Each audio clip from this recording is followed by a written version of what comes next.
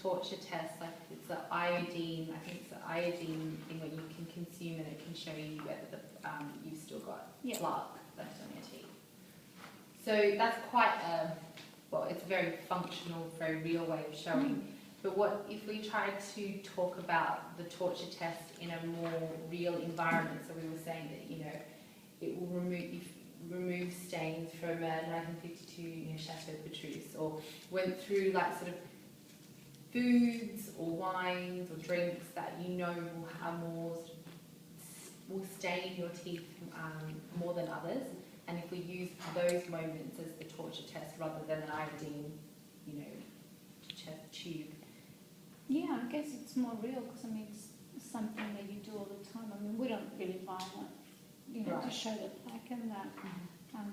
But yeah, if it's something that you encounter every day, like wine and coffee, certain foods, yeah.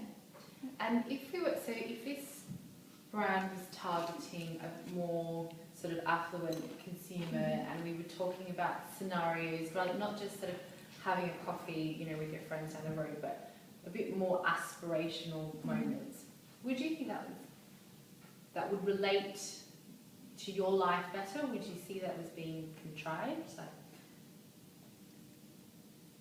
Yeah, I guess. What would the scenario be? Do you know? Well, instead of Starbucks, it might be going to an artisanal coffee place where the coffee is like flown in from Bolivia, handpicked in Bolivia, for example.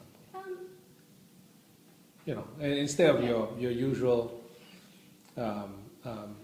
ribeye, it might be a Wagyu beef. I guess all that stuff is very in at the moment. I think, I can see that people are a little bit fed up with the mainstream, and we're all kind of looking for that little quirky, different, like coffee from Bolivia. Why not? So it was back to what you're saying about something with a purpose, a bit more of a story, and the handcrafted stuff. Right. So this toothbrush gets rid of the handcrafted stuff.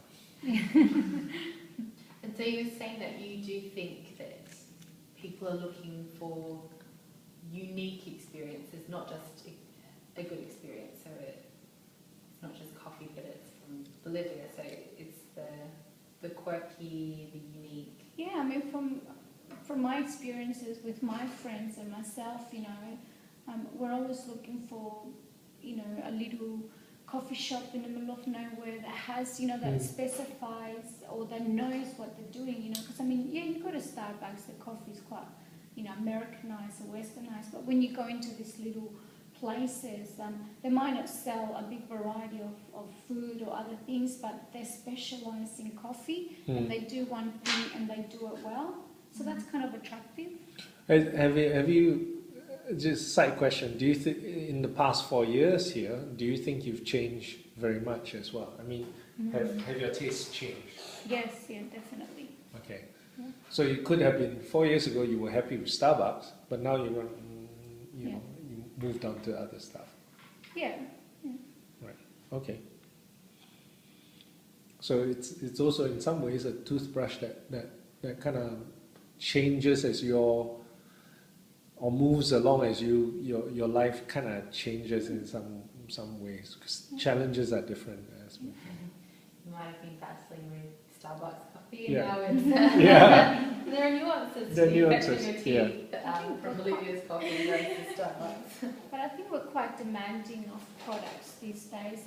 Because the whole smartphone has set such a standard of how much you can do with just one little thing that now, even I myself, when I go and buy an electrical item, I look at it, and when it only does certain things, I'm like, oh, is that all?